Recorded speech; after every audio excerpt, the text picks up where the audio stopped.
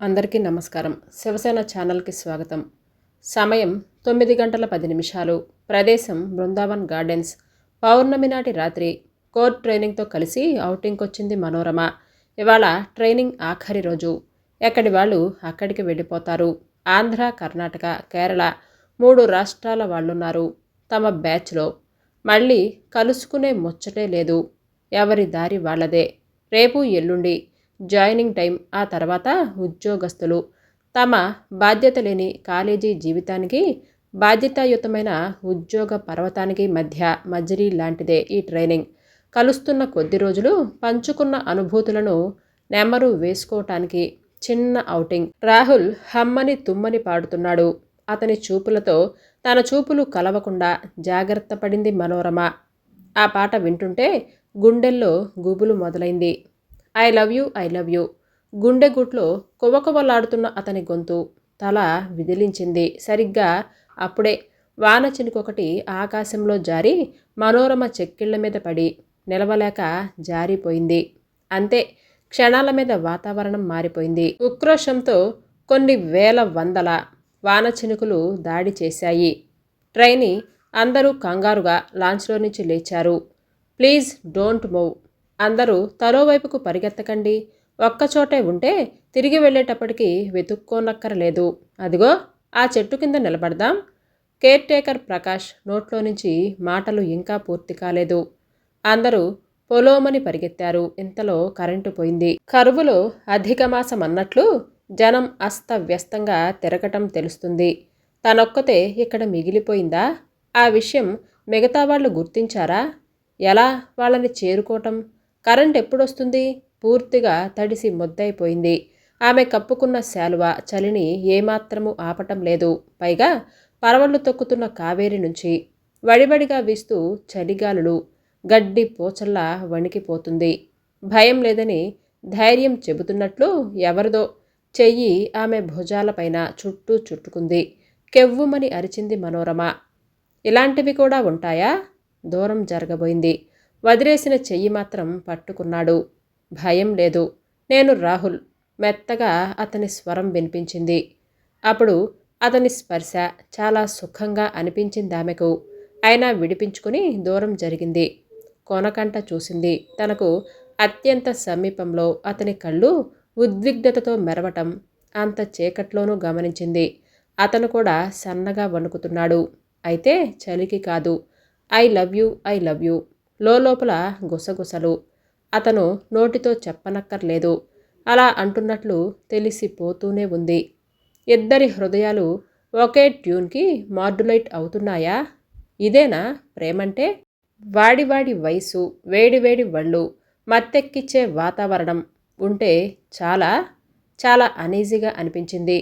పద, వాళ్ళంతా ఆ చెట్టు కింద ఉన్నారు అని అన్నాడు. అతను అలా అనటం, కరెంటు రావటం ఒకేసారి జరిగాయి. ప్రకాష్ వీళ్ళ దగ్గరికొచ్చాడు. మీరొక్కరే ఎలా ఉండిపోయారు? తీసుకురమ్మని రాహుల్ని పంపించాను. మై గాడ్, భయపడ్డారా? అభిమానంగా అడిగాడు. మనోరమ నవ్వి ఊరుకుంది. తను ఎంత భయపడిందో ఇప్పుడు తలుచుకుంటే తనకే నవ్వొచ్చింది. వాన తెరిపి వచ్చింది. అందరూ కలిసి తిరుగుముఖం పట్టారు. దారిలో టీ తాగారు. టీ తాగాక కాస్త చురుకొచ్చింది. రాహుల్ మధ్యలో దిగిపోయాడు. నేరుగా మెస్సులోకి వెళ్ళి భోజనం చేసేసరికి 10:30 మనోరమ రూమ్మేట్స్తో కలిసి రూమ్కేసి నడుస్తుంది. రాహుల్ ఎందుకే మధ్యలో దిగిపోయాడు? ఒక అమ్మాయి అడిగింది. ఈవేళ చాలా మూడీగా ఉన్నాడు. తను చాలా స్మార్ట్గా పాటలు భలే పాడతాడు కదా. Free type. వాళ్ళు మాట్లాడుతూ ఉంటే మనోరమకు అసహనంగా ఉంది. ఆ మాటల్లో పాలు పంచుకోలేకపోతుంది. ట్రైనిస్లో అతని పట్ల ఒక క్రేజ్ ఉంది. చాలా విషయాలు తెలుసు. ఎప్పుడూ పాడుతూ నవ్విస్తూ తిరుగుతాడు. అలాంటి అతనిలో ఈ ప్లస్ పాయింట్లేమిటో మనోరమకు కనిపించటం లేదు. పరిచయమైన 3 నెలల్లోనే ఐ లవ్ యూ అనటం గుర్తొస్తుంది. ఇందాక తనను పట్టుకోవటం గుర్తొచ్చింది. అదే ఆమెకు చాలా ఇరిటేటింగ్గా ఉంది. రూమ్ దాకా వచ్చాక వంగోని తాళం తీస్తూ ఉంటే అటెండర్ వచ్చి చెప్పాడు, మేడం మీకు ఫోన్. తనని కాదనుకుంది మనోరమ. ఆమె తలెత్తలేదు. మనోరమ మేడం మీకు ఫోన్ అటెండర్ మళ్ళీ చెప్పాడు. అప్పుడు ఆమెకు ఆశ్చర్యం వేసింది. ఇంత రాత్రివేళ తనకెవరు ఫోన్ చేస్తారు? అది ఈ పరాయి ఊళ్ళో. మర్నాడు ప్రయాణానికి టికెట్ రిజర్వేషన్ కన్ఫామ్ అయిందో లేదో అని తండ్రి కాని ఫోన్ చేశాడేమో అని అనుమానం వచ్చింది. ట్రంకాలా అని అడిగింది. కాదమ్మా, లోకలే. అయితే నాకు కాదు అని స్పష్టంగా చెప్పి తాళం తీసింది. మీకేనమ్మా, మీ పేరు కూడా చెప్పారు అని అన్నాడు. ఇప్పుడిక వెళ్ళక తప్పలేదామెకు. హలో హలో మనోరమ, నేను రాహుల్ని. ఫోన్ పెట్టకు. ఒక్క క్షణం ఆలోచించి ఒక నిర్ణయానికి వచ్చినట్లు స్థిరంగా అంది. చెప్పు. I love you. I'm not joking అన్నాడు. మనోరమలో కోపం కట్టలు తెంచుకుంది. పరిచయమైన 3వ రోజునే ఆ మాటనే అబ్బాయంటే నాకు అసహ్యమని ఆ రోజే చెప్పాను. చెప్పు, ఏం చూసి నన్ను ప్రేమించావు? ఒంటి తెలుపు చూసావా? షార్పుగా అడిగింది. నీకంటే ఆ కొంకిణి అమ్మాయి మాధురి చాలా బాగుంటుంది. అబ్బాయిలంతా ఆమెకే ఓటు వేశాం అని అన్నాడు. మనోరమ దారుణంగా దెబ్బతింది. అతని మాట అక్షరాల నిజం. 5'4" హైటుతో నప్పినట్లుగా ఉండే కట్టు బొట్టుతో మాధురి పాలరాతి శిల్పంలా ఉంటుంది. అమ్మాయిలే ఆమె వెళుతూ ఉంటే ఆగి చూడకుండా ఉండలేరు. చెప్పు, మరైతే నాలో ఏం చూసి ప్రేమించావు? నా గురించి నీకేం తెలుసు? అసలు మనిద్దరికీ ఎలా కుదురుతుంది? నువ్వు కేరళ క్రిస్టియన్వి, నేను ఆంధ్ర బ్రాహ్మిణ్ణి. ట్రెడిషనల్గా అన్నీ డిఫరెంట్. So what? నేను ఎన్వి తినటం మానేస్తాను. అంతగా కావలిస్తే బయట ఎక్కడో తింటాను. మా పేరెంట్స్ ఇద్దరు ఎంప్లాయీస్. మన దగ్గరుండి నువ్వే సంప్రదాయాలు పాటిస్తున్నావో చూసేంత తీరిగా ఓపిక వాళ్లకు లేవు. మనకి పిల్లలు. అతను మాట్లాడుతూ ఉంటే మనోరమ ముఖం ఎర్రబడింది. Stop it. అయితే వర్తమానంలో మన ప్రేమ సాధ్యం కాదని నేను చెప్తూ ఉంటే నువ్వెక్కడో డిస్టెన్స్ ఫ్యూచర్ గురించి మాట్లాడుతున్నావు. బికాజ్ ఐ లవ్ యూ అన్నాడు. But I don't love you. Maybe. ఒక్క 2 నిమిషాలు మనసు పెట్టి నా మాటలు విను. నీ జవాబు ఏమైనా మారుతుందేమో చూడు. ఐఎమ్ సారీ అని చెప్పాను కదా. నన్ను ప్రేమించమనటం లేదు, నా మాటలు వినమంటున్నాను. సారీ, నాకు నిద్రొస్తుంది. ప్లీజ్. ప్రేమ పుట్టడానికి ఎంతో కాలం పట్టదు. దాన్ని వ్యక్తపరచటానికి ఎవరు కావాలి? మొదటిసారి క్లాస్ రూమ్లో చూసినప్పుడే నాలో చిన్న జర్క్. నేను ఫోన్ పెట్టేస్తున్నాను. మనోరమ, నాకు 2 నిమిషాలు టైం కావాలి. ఆ తర్వాత నీ ఇష్టం ప్లీజ్ అని అన్నాడు చాలా కేర్లెస్గా. తను చెప్పటం ముగిస్తే ఫోన్ పెట్టేద్దామని నిలిచింది. నిజానికి తను చెప్పేది వినాలని ఏమీ లేదు. వినకుండా పెట్టేసి వెళ్ళిపోవచ్చు. అలా చేస్తే అతనికి తనకి ఉన్న తేడా ఏమిటి? చెప్తాను. ఆ రోజు క్లాస్ రూమ్లో మొదటి పరిచయం. అప్పుడే నేను జోల్టయ్యాను. ఆ రోజంతా నా దృష్టి నీ మీదే ఉంది. రాత్రంతా నీ ఆలోచనలే. ఒక వ్యక్తి గురించి, అందులో ఒక ఆడపిల్ల గురించి ఇంతగా ఆలోచించటం అదే మొదటిసారి. రెండో రోజు కూడా అలాగే జరిగింది. పగలు రాత్రి నీ మీదే ధ్యాస. మూడో నాటికి నా మీద నేను కంప్లీట్గా కమాండ్ పోగొట్టుకున్నాను. అప్పుడే నీతో అన్నాను ఐ లవ్ యూ అని అతను చెప్తున్నాడు. మనోరమ వచ్చి చూస్తుంది. మరొక సందర్భంలోనైతే నేను ఎలా తొందరపడేవాడిని కాదు. నీతో పరిచయం పెంచుకొని స్నేహంగా మార్చుకొని అప్పుడు నా ప్రేమను చెప్పేవాణ్ణి. ఇప్పుడు వేరు కదా. మనం కలిసి ఉండేది అతి కొద్ది సమయం మాత్రమే. ట్రైనింగ్ అయ్యాక మనం కలుస్తామనేది లేదు. నేను సైలెంట్గా ఉండిపోతే నువ్వు నా గురించి ఆలోచించవు.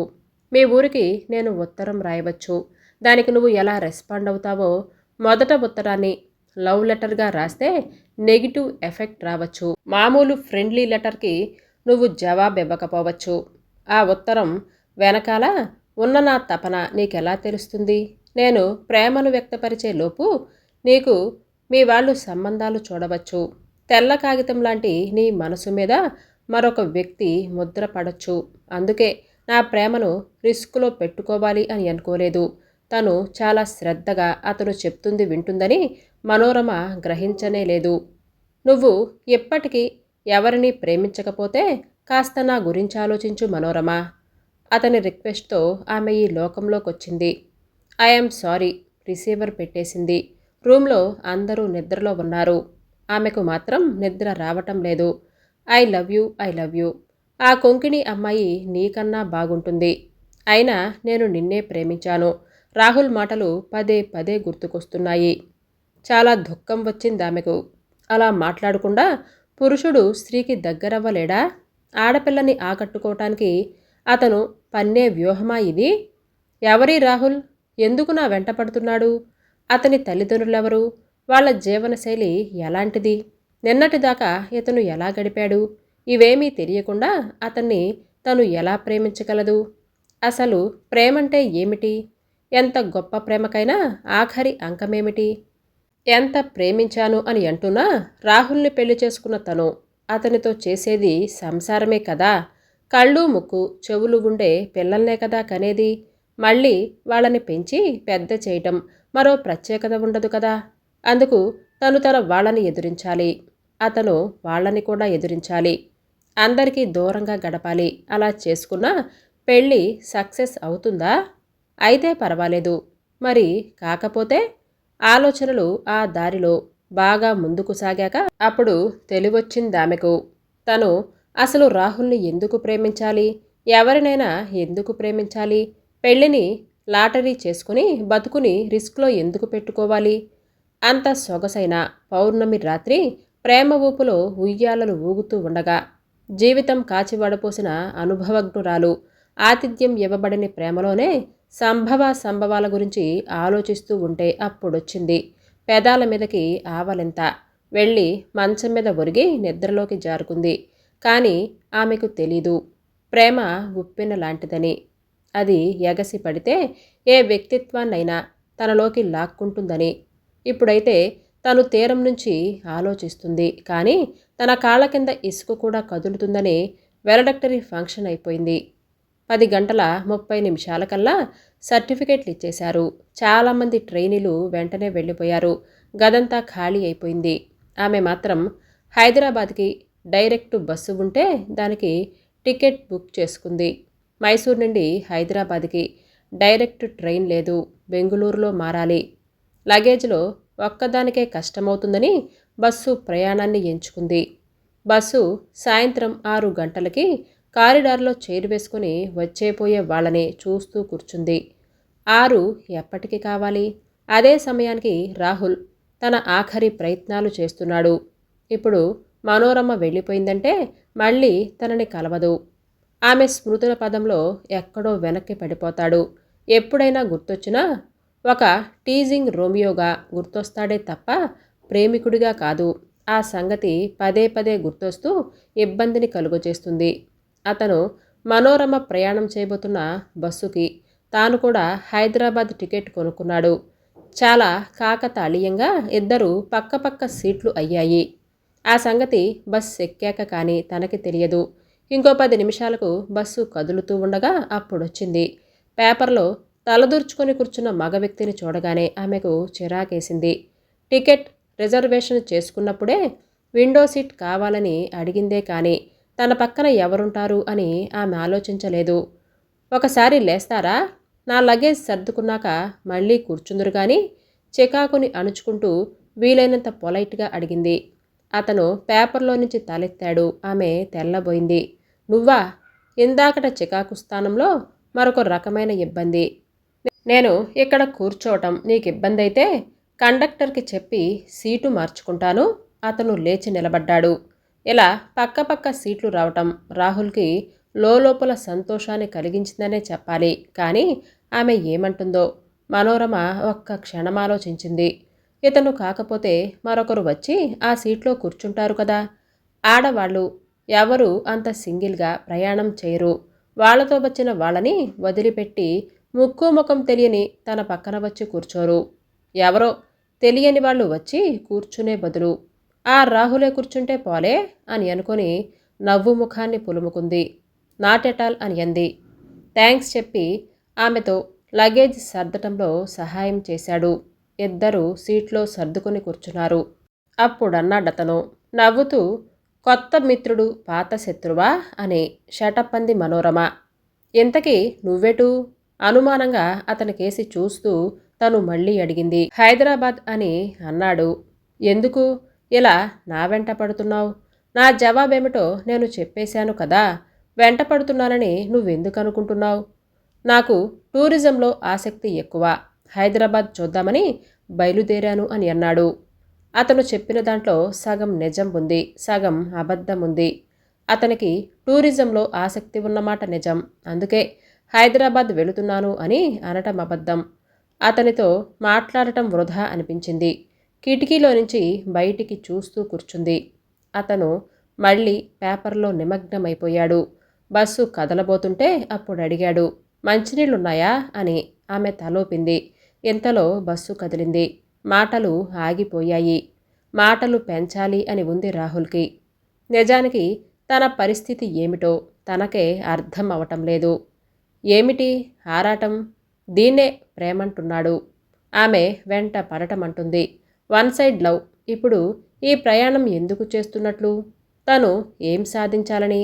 ఆమె ఏం చెప్పినా వినదు. మరో విధమైన చెడు భావన లేదు అని చెప్తే ఆమె నమ్ముతుందా? బెంగుళూరు చూసావా మనోరమ? యథాలాపంగా అడిగాడు. ట్రైనింగ్కి వచ్చేటప్పుడు చూశాను. ఎలా ఉంది? చాలా బాగుంది. మైసూర్? చాలా ప్లాన్డ్ సిటీ అని అంది. మహారాజా ప్యాలెస్. అతను ఎంతో పొలైట్గా అడుగుతున్నాడు. ఆమె అంత కరెక్టుగానే జవాబిచ్చింది. కేఆర్ఎస్పి అతని ప్రశ్నలు వినగానే దిగ్గున తల తిప్పి చూసింది. మనోరమ కనిపించినట్లు అతని ముఖంలో కొంటెతనం. ఆమె బర్డ్స్ అయింది. ఏమిటసలు మీ ఉద్దేశం? ఐ లవ్ యూ అని నువ్వనగానే ఎస్ ఐ అని నీ వలలో పడిపోతానని ఎలా అనుకున్నావు? దయచేసి మగవాళ్ళంటే అసహ్యం. కొద్దిసేపు మౌనంగా ఉండిపోయాడు. ఆ తర్వాత మాటలు పేర్చుకుంటూ నెమ్మదిగా అన్నాడు. మనం చాలా ప్రిమిటివ్ స్టేజ్లో ఉన్నామనుకుంటా. సెక్స్ కోసమే స్త్రీని ప్రేమించాను అనే నమ్మకంలో నుంచి మగవాడు. అందుకోసమే తను ప్రేమించబడుతుంది అన్న భావన నుండి స్త్రీ ఎదగాలి మనోరమ అని అన్నాడు. ఒక్కసారిగా మనోరమ కంగు తింది. ఎంత ఓపెన్గా చెప్పాడు ఈ విషయాన్ని! అంటే తన ఆలోచనలో తప్పుందని అతని ఉద్దేశం కాబోలు. అయితే నీ ఉద్దేశం? చురుగ్గా అడిగింది. పెళ్లి చేసుకుందాం అని అడిగాను. అంటే జీవిత సహచర్యం అని అన్నాడు. దానికి సారీ చెప్పాను. మా అమ్మా నాన్నలను సంప్రదించకుండా నేనేమీ చెయ్యను. పోనీ వాళ్ళని అడిగి చెప్పు. వాళ్ళు ఒప్పుకోరు. అయితే వదిలే. తెల్లబోయిందామే. ఈ 2 పదాల వాక్యం చెప్పటం కోసం అతను వెంటపడి హైదరాబాద్ వస్తున్నాడా? చాలా విచిత్రమైన మనిషి. ట్రైనింగ్ ఇవ్వగానే పోస్టింగ్ ఇవ్వలేదా నీకు అని అడిగింది మనోరమ. ఇచ్చారు. 4 రోజుల తర్వాత చేరటానికి అనుమతి తీసుకున్నాను అని అన్నాడు. సీనియారిటీ హోదా మొదట మెరిట్ లిస్టులో ఇచ్చిన ఆర్డర్ ప్రకారం సీనియారిటీ చూస్తారట. చేరిన తేదీ ముఖ్యం కాదు అని చెప్పారు. ఆఫీస్లో కనుక్కుంటే అని అన్నాడు. బీటెక్ కదా, గుమస్తా ఉద్యోగానికి వచ్చాను. ఏంటి పోస్ట్ గ్రాడ్యుయేట్ లెక్చరర్ పోస్ట్ రాలేదా అని అడిగింది సుదీర్ఘమైన నిశ్శబ్దం తర్వాత. అప్పుడు అతను అన్నాడు, మనకు ఆ ఉద్యోగాలు రావు కూడా. ఎందుకంటే ప్రవృత్తికి చదువుకి, చదువుకి ప్రవృత్తికి, వృత్తికి ప్రవృత్తికి పొంతనలేనంత అనిశ్చితను నింపుకున్నాను. మన జీవితాలలో మూల కారణం ఏమిటో తెలుసా? మనిషి స్మాత్మవాదిక కన్నా ఆర్థిక దృష్టిలోకి మారటమే. మనిషి పుడితే డబ్బు, పేరు పెట్టుకుంటే డబ్బు, పెళ్లి చేసుకుంటే డబ్బు, పిల్లల్ని కంటే డబ్బు. డబ్బు అలా చేతులు మారాల్సిందే. డబ్బొస్తుందంటే ఇంజనీరింగ్ స్కిల్స్ ఉన్నా డాక్టర్ అవుతాడు. డాక్టర్ వెళ్ళి అరబ్ షేకులకు ఊడిగం చేస్తాడు. వాళ్ళకి మంచి మంచి ఉద్యోగాలు కావాలి. ఏదో ఒకలా తన్నుకుపోతారు. మనలాంటి వాళ్ళు అసంతృప్తి చెందుతూ ఇలా రాజీ పడాల్సిందే అని అన్నాడు. అతను చాలా లోతైన మనిషి అని అనిపించాడు. మనోరమకి పైకి కనిపించే వ్యక్తిత్వంలో మరో భిన్నమైన వ్యక్తిత్వం ఉంది. 3వ రోజున అతను మాటనకుండా ఉంటే మంచి స్నేహితుడయ్యేవాడు అని అనిపించింది. అతని కుటుంబాన్ని గురించి చెప్పాడు. మా నాన్న డాక్టర్, అమ్మ నర్సు. మేము 4 అన్నదమ్ములం. 3కి పెళ్ళిళ్ళైపోయాయి. ఏ ఒక్క కోడలు వలన మా అమ్మకు సంతోషం లేదు. అది తెలిసి కూడా నువ్విలాంటి పని ఎందుకు చేయబోయావు అని అడిగింది. ఎలాంటి పని? ప్రేమించటం, ప్రేమించి పెళ్లి చేసుకోవాలి అని అనుకోవటం. నవ్వాడతను. మా అమ్మ గురించి ఎంత చెప్పినా తక్కువే. మా నాన్నతో ఆవిడ ఎప్పుడూ వాదించటం నేనెంతవరకు చూడలేదు. అంతగా వాళ్ళిద్దరి అభిప్రాయాలు కలిసిపోయాయి. అలాంటి కోడలే తనకి రావాలనుకుంది. మనోరమ నవ్వింది. మీ తల్లిగారు వెనకటి తరం మనిషి. మీ నాన్నగారి అభిప్రాయాలకు అనుగుణంగా తను మారింది. మీ వదినలు ఈ కాలం వాళ్ళు. వాళ్ళకో వ్యక్తిత్వం ఉండకుండా ఎలా ఉంటుంది? ఏమిటి వ్యక్తిత్వం అంటే? ఇంట్లో ఉండే నలుగురికి 4 అభిప్రాయాలు ఉండి ఏదైనా సమస్యను తాడు తెగేదాకా 4 వైపులకు లాగటమా? షార్ప్గా అడిగాడు. లీడర్షిప్ అన్ని చోట్ల ఉంటుంది, ఒప్పుకుంటాం. దేశానికి ప్రధానమంత్రి కావాలి, రాష్ట్రానికి ముఖ్యమంత్రి కావాలి, ఉద్యోగస్తులకు ఒక యూనియన్, దానికి ఒక నాయకుడు కావాలి, ఆఖరికి ఎల్కేజీ చదివే పిల్లలకి కూడా ఒక లీడర్ ఉంటాడు. వాళ్ళు మనల్ని ఎలా చావగొట్టినా సణుక్కుంటూనో గొణుక్కుంటూనో భరిస్తాం. ఇంట్లో పెద్దవాళ్ళు మన మంచి కోరి ఏదైనా చెప్తే మాత్రం వినటానికి మన అహం అడ్డొస్తుంది. ఆత్మ గౌరవం దెబ్బతినిపోతుంది. అతని అభిప్రాయాలు విని మనోరమ నివ్వెరపోయింది. ఎంత స్పష్టంగా, ఎంత చక్కగా వ్యక్తపరుస్తున్నాడు. వాటిలో ఆర్తి, ఆదర్శభావం, ఆలోచన ఉంది. అన్నిటికీ మించి అతను కొత్త మనిషిలా అనిపించటం లేదు. ఎప్పటినుంచో పరిచయం ఉన్నట్లుగా అనిపిస్తున్నాడు. ఓ వ్యక్తిలో ఎంత సాన్నిహిత్యం, అది కొన్ని గంటల్లో ఎలా? అది ఎలా సాధ్యం? తన మాటలతో ముంచెత్తుతున్నాడు రాహుల్. అతను ఏ ఉద్దేశంతో బస్సు ఎక్కాడో అదైతే నెరవేరింది. తర్వాతది ఆ దేవదేవుడికే ఎరక. ఇదంతా ఎందుకు జరుగుతుందో తెలుసా మనోరమా? మనిషి మానవ సంబంధాల కన్నా ఎక్కువ ప్రాముఖ్యం డబ్బుకివ్వటం. మా పెద్దన్నయ్య వదిన డాక్టర్లు.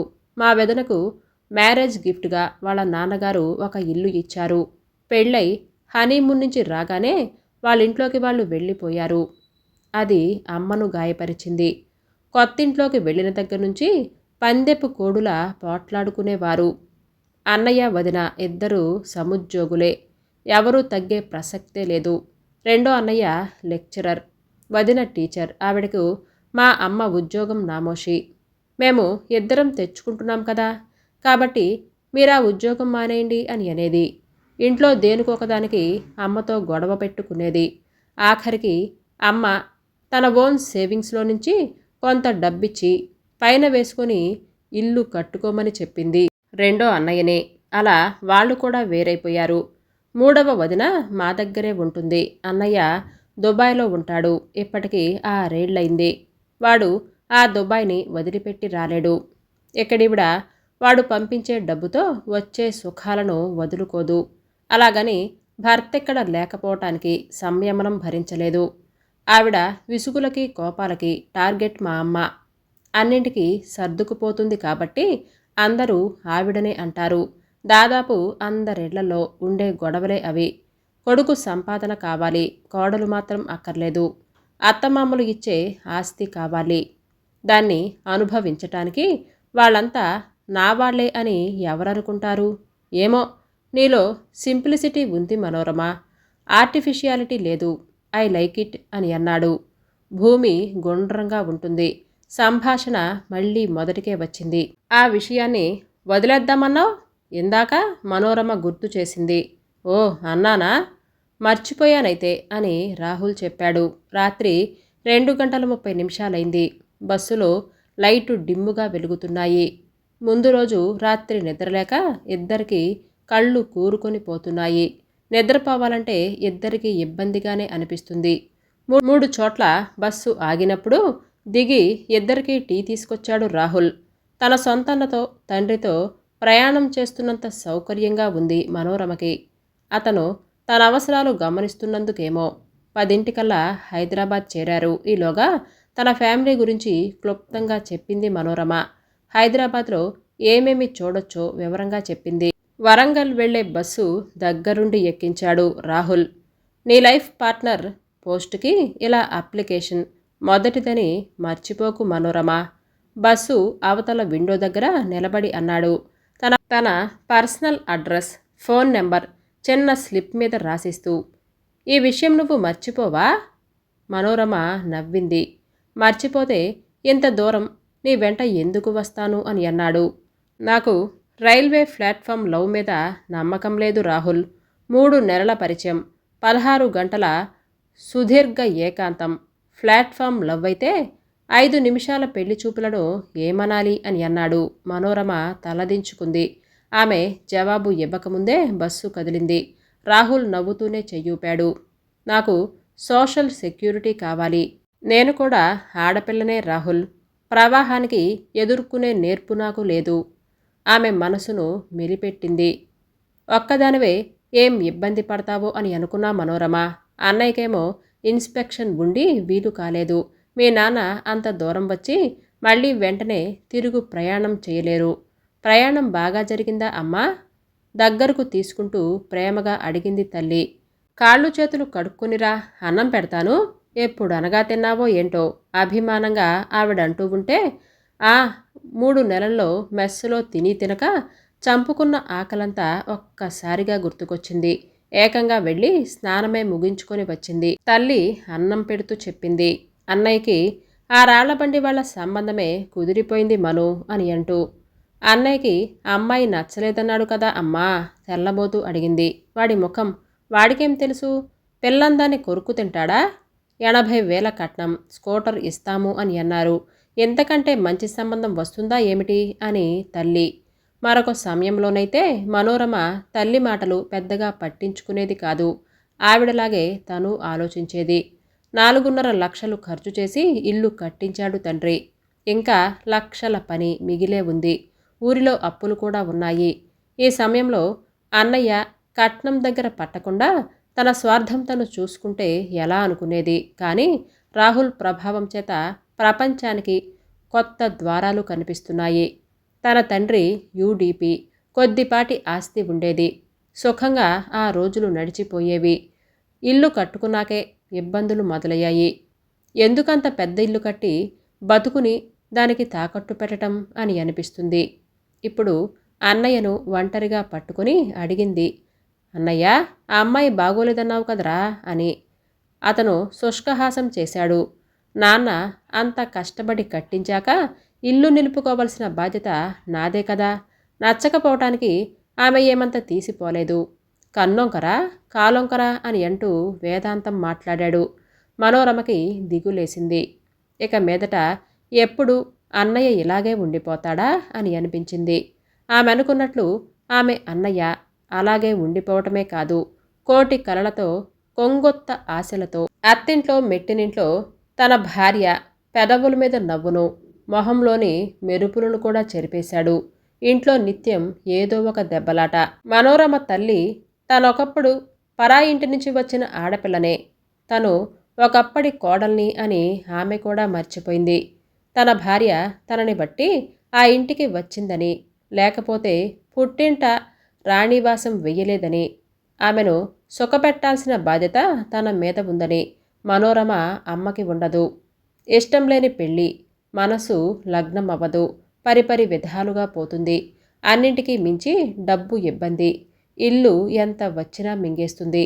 మనోరమ వదిన తండ్రి రిటైర్ అయ్యాడు. 2 లక్షలు ఎంతో వచ్చి ఉంటుందని వీళ్ళు లెక్కలు వేసుకున్నారు. ఆడపిల్లలకి ఆస్తి హక్కు వచ్చింది, నీ వాటాగా రావాల్సింది వెళ్ళి తీసుకురా అని అంది మనోరమ తల్లి. దాని మీద వాదోపవాదాలయ్యాయి. గొడవ పడ్డారు. ఆస్తి హక్కంటే పిత్రార్జితమైన పొలాల్లో ఏవో ఉంటే అందులో వాటా ఉంటుంది, అంతేకాని ఇలా రిటైర్మెంట్ డబ్బులను, పెన్షన్లను కాదు. నాకివ్వాల్సిందేదో ఇచ్చేశారు కదా. నాకు ఒక అన్నయ్య ఉన్నాడు. మీరు కొడుక్కివ్వాలని ఎలా అనుకుంటున్నారో మా నాన్నకి తన కొడుక్కిచ్చుకోవాలి అని ఉంటుంది కదా అని తెగేసి చెప్పింది మనోరమ వదిన. ఏమిటే తెగ నిలుగుతున్నావు? నా కొడుకు నీ మొగుడు కాదా? అప్పణంగా వచ్చిందని ఇంతింటిని అనుభవిస్తున్నావు. యోగ్యత ఉండాలి కదా. ఇల్లు నిలబెట్టుకోవాలే పిచ్చిదానా. చెప్తుంటే అర్థమవటం లేదా? తన తల్లి అలా మాట్లాడగలదని ఆమెకు ఆశ్చర్యం వేసింది. ఈ గొడవలప్పుడు ఆమె తన గది నుంచి బయటికి రాదు. అప్పుడు అంతే చేసింది. ఈ మధ్య ఆమెకు తరచుగా రాహుల్ గుర్తుకొస్తున్నాడు. అతని మాటలు పదే పదే గుర్తుకొస్తున్నాయి. అతని మాటలు తలుచుకొని తన ఇల్లు ఏమిటి ఇలా నిప్పులు కుండలా అయిపోయింది అని ఆమెకు ఏడుపొస్తుంది. వదిన్ని చూస్తే ఆమెకు జాలేస్తుంది. తండ్రిని పీడించి ఎంత డబ్బు తెచ్చి ఈ ఇంట్లో గుమ్మరించింది. అయినా వదిని మీద తనన్నకు జాలి లేదు. తండ్రి కష్టపడి కట్టించిన ఇల్లు పెళ్ళాం పుట్టింటి ద్వారా నిలపాలి అని ఒకటే తాపత్రయ పడిపోతున్నాడు. బతుకులోని సొగసుని, పెళ్లిలోని మాధుర్యాన్ని ఎండగట్టేసుకొని వట్టి ఎండిన పువ్వులా మిగిలాడు. ఆ రోజు గొడవలో మనోరమ అన్న భార్యను ఎంతగానో కొట్టాడు. ఆమె సొమ్మసిల్లి పడిపోయాక వదిలిపెట్టాడు. ఆ తర్వాత తల్లితో చాలాసేపు గుసగుసలాడాడు. ఎంతకీ ఆపట్లేదు. వాళ్ళ మంతనాలు 1, 2 మాటలు వినిపించాయి. తనన్నయ్య తనకి కాళ్ళల్లో ముళ్ళు గుచ్చుకుంటే తనకన్నా ఎక్కువగా ఏడ్చే అన్నయ్య, తన కడుపు తడిమి నింపే తల్లి, ఆ ఇంటి కోడల్ని అంత నిందించటానికి కుతంత్రాలు పన్నుతున్నారు. ఎందుకు మాట పంతం?